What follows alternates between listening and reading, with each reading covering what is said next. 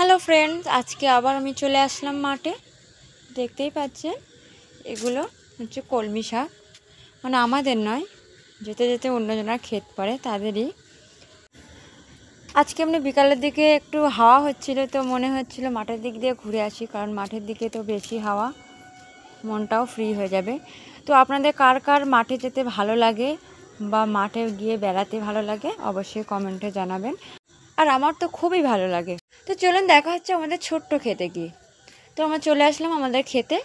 আপনাদের কালকেই বলেছি যে আমাদের ক্ষেতে এবার কুমড়ো চাষ আর লাউ চাষ হয়েছে। তো কুমড়ো গাছে ছোট ছোট কুমড়ো ধরেছে, দেখতেই পাচ্ছেন। ফুলও প্রচুর ধরেছে, মানে ফুলটা সকালে একটু দেখতে ভালো লাগে, সতেজ থাকে, বিকাল হয়ে গেলে ফুলগুলো ঝিমিয়ে যায়। তো বেশ কয়েকটা ছোট্ট ছোট্ট কুমড়ো ধরেছে।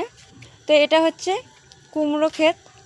আর আমাদের এই ছোট্ট ক্ষেতটি আপনাদের কেমন লাগলো কমেন্টে জানাবেন। মাঝখানে মাঝখানে বাঁধাকপিও আছে, বেশ অনেকটাই কুমড়ো ধরেছে, ছোট ছোট সবে।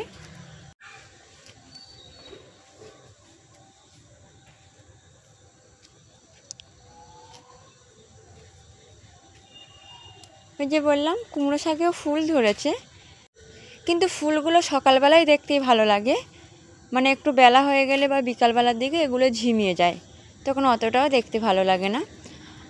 আর আপনারা কে কে কুমড়ো শাকের চপ খেতে ভালোবাসেন আমাকে কমেন্টে জানাবেন, কারণ আমার পেজে আমি রান্নার ভিডিও আপলোড করি, মাঝে সাঝে মাঠের ভিডিও আপনাদের কাছে শেয়ার করি। তো চলুন আজকে ভিডিওটি এখানেই শেষ করছি।